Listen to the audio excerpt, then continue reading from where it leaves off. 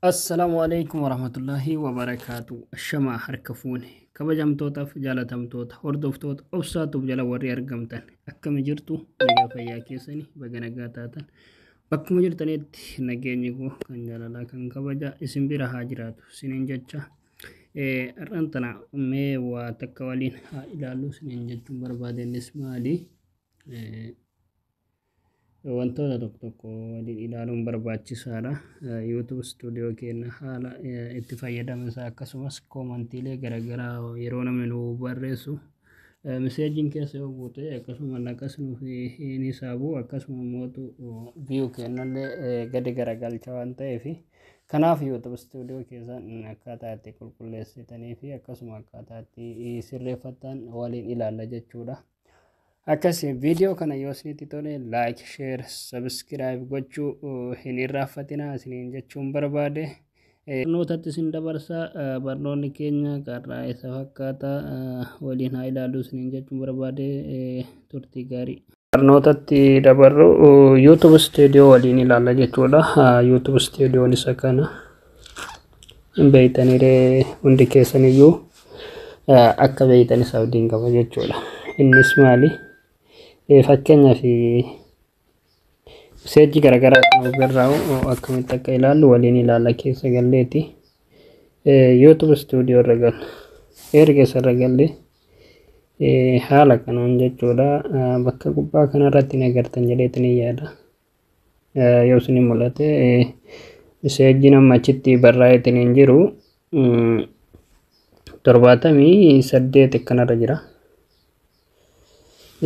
Mee waliin ilaalla akkamitti akka isa ofirraa balleessin akkasuma akkamitti siitingii isaa sirreeffachuu akka dandeenyus waliin ilaalla jechuudha. Bakka profaayilii keessanii kanarra galtan isa kana otoo hin taane isa bakka profaayilii kanarra galtan jechuudha. Bakka profaayilii kanarra galtanii bakka profaayilii kana goota haala kanaan erga wattuine haala kanaan nuuf fida siitingiidhaan isaa jechuudha. Isin siitingii kana keessa galtanii deebi'ee mootu profaayilii jijjiirachuu yoo barbaaddanis asumaan edit ka jedhu kana tuqxanii sirreeffachuu dandeettan jechuudha. Haaluma salphaa ta'een maqaa keessanis profaayilii isa duraati fi duuballee haaluma salphaa ta'een jijjiirachuu dandeettanii. Inni biraa kan isin agarsiisuu barbaade erga profaayilii keenya bira galle siitingii kana seenna jechuudha. Siitingii kana keessa galla. Siitingii keessa erga galle inni kun banaa ta'uu qaba. Qolii cufaadha rakkoon qabu. Koomantii keessanis yeroo namni isin barreessu warri koomantii yeroo isin barreessu isin barraa odidee cufatu asiin banachuu dandeettanii haala salphaadhani. Asirra yoo galtan ol koomantii isa jedhu irra galfachuu dandeettanii isa kana lamaan irra jiraannan koomantii namni isin barreessuu hin danda'u. Asumaan sirreeffattan jechuudha. Inni tokko mootu dolaara keessan jechuudha. Bakka fakkeenyaaf dolaara san yeroo jalqabaatiif kiyya riyaalarra ture. Warri dolaara isin hin jirre gara dolaara asiin deeffachuu dandeettan jechuudha. Isa kanaan jechuudha. Kana gadi tuqxanii US dollars isa jedhu kanarra galfachuu dandeettan. Fakkeenyaaf kiyya dura riyaalarra jira jechuudha. Haala kanaan irra deeffachuu dandeettan. Kunis waan salphaadha. Hundi keessan hundi beektan jedheetanii yaada.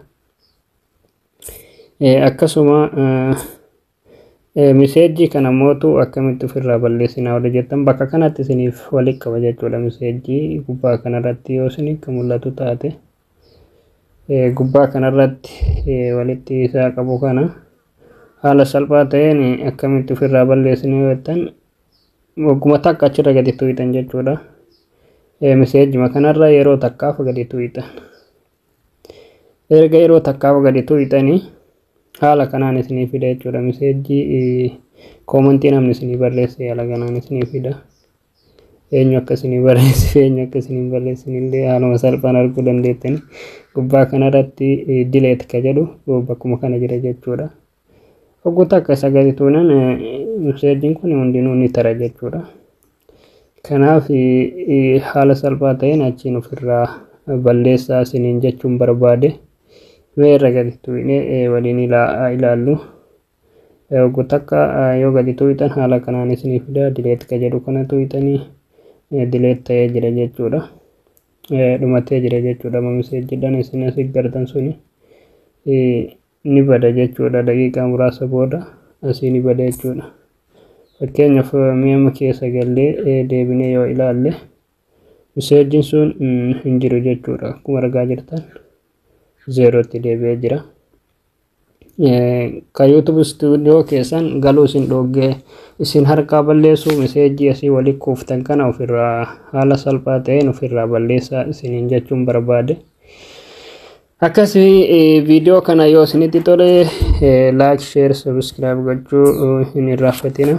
Akkasuma koomentii bareedaa nu barreessaa wanta beeknurraa wantoota hedduu jira waan ta'eef waliin ilaaluu dandeenya. Waan hagamana dhaggeeffattaniif galatoomaa. Galanni keessan bilisummaa haa ta'u isiniin jedha. Turtii gaarii.